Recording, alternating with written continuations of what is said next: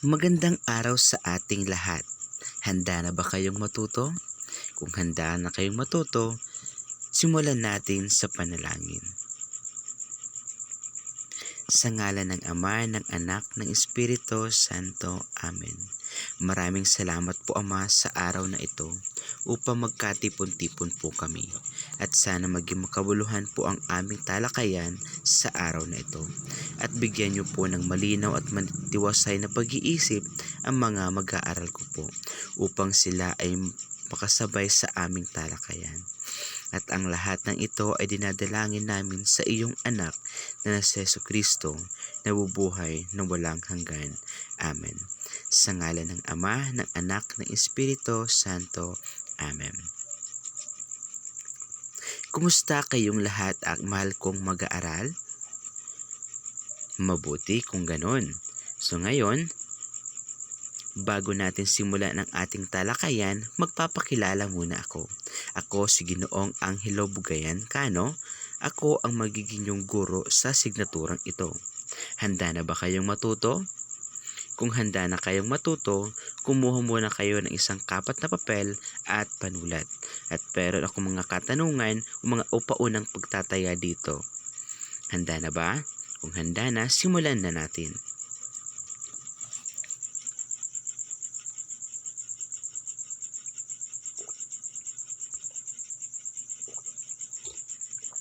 Pagbalik tanaw. Okay class, noong nakaraang talakayan, ano ang tinalakay natin? Tama, magaling. Ang tinalakay natin noong nakaraan ay ang pamilya bilang ugat ng pakikipagkapwa. So ngayon, ang tatalakayin natin naman ngayon ay ang karahasan sa paaralan. Bago ang lahat, basahin natin muna ang layunin. Unang layunin, nakikilala ang mga uri, sanhi at epekto ng mga umiiral na karahasan sa paaralan. Pangalawa, nasusuri ang mga aspekto ng pagmamahal sa sarili at pagmamahal sa kapwa na kailangan upang maiwasan at matugunan ang karahasan sa paaralan. Pangatlo, naisasagawa ang mga angkop na kilos upang maiwasan at masupil ang mga karahasan sa kanyang paaralan. Ano ang inaasahan mo sa araling ito? Sa araling ito, bibigyan ng tuon ang iba't ibang uri ng karahasan at nangyayari sa paaralan. Kung bakit nga ito nagaganap at bakit ito lumalawak at higit sa lahat, bakit o paano ito matigil o masugpo. Okay, una alamin natin kung ano nga ba ang karahasan o pambubulas.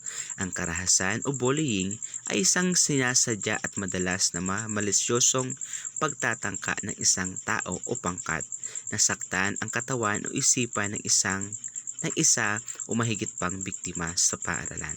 Ang pambubulas daw o bullying ay ito ay intensyon o sinasadya or ginugusto na saktan ang isang tao, hindi lang sa katawan kundi sa isipan. Meron tatlong uri ng pambubulas.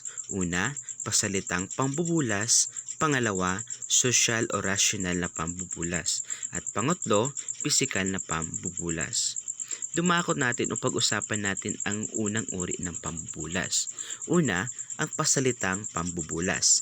Pasalita o pasulat na masamang salita labang sa isang tao. Kasama rito ang pangangantyaw, pangungutya, panunukso, panlalait, pangaasar, paninigaw, pagmumura at pagpapahiya sa harap ng maraming tao. Ayon sa Plan Philippine, ang pangungutya at panunukso ang pinakapangunahing karahasan na nangyayari sa paaralan. Ang mga halimbawa daw ng pasalitang pambubulas ay ang pangungutya at pagmumura. Kayo ba nakakaranas ba kayo nito ng pasalitang pambubulas?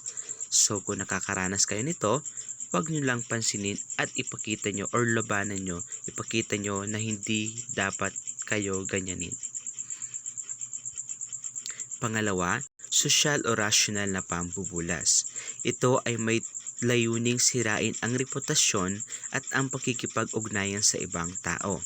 Kasama rito ang hindi pagtanggap ng isang tao o sadyang pag-iiwanan ka sa maraming pagkakataon. Manghihikayat sa ibang mag-aaral na huwag makipagkaibigan sa isang partikular na individual o pangkat.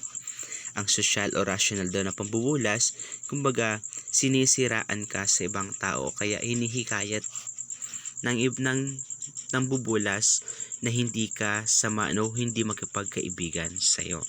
Ayun ang social o rational na pambubulas.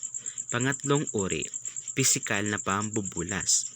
Ito ay ang pisikal na pananakit sa isang individual o pangkat o paninira ng kanyang mga ari-arian. Kasama rito ang panununtok, paninipa, pananampal, pangungurot o biglang pag-alis ng upuan habang nakatalikod upang matumba ang nakaupo. Bilang din dito ang pagkuha at pagsira sa gamit o pagpapakita na hindi magandang sinyalis ng kamay. Ang mga pisikal daw, ang mga halimbawa ng pisikal na pambubulas daw ay ang paninipa at panununtok at yung tinatawag natin pamamakyu. Mga dahilan bakit nabubulas ang isang tao. Una, kakaibang pisikal. Pangalawa, kakaibang estilo ng pananamit. Pangatlo, oryentasyong sexual. Pang-apat, mababa ang tingin sa sarili. Panglima, tahimik at tumalayo sa nakakarami. Ano ba ang mga epekto ng pambubulas?